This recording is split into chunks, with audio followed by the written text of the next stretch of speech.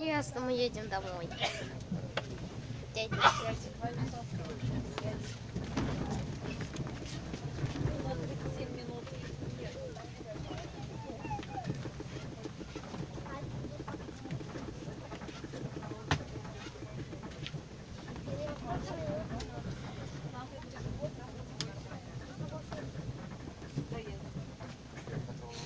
Стоять.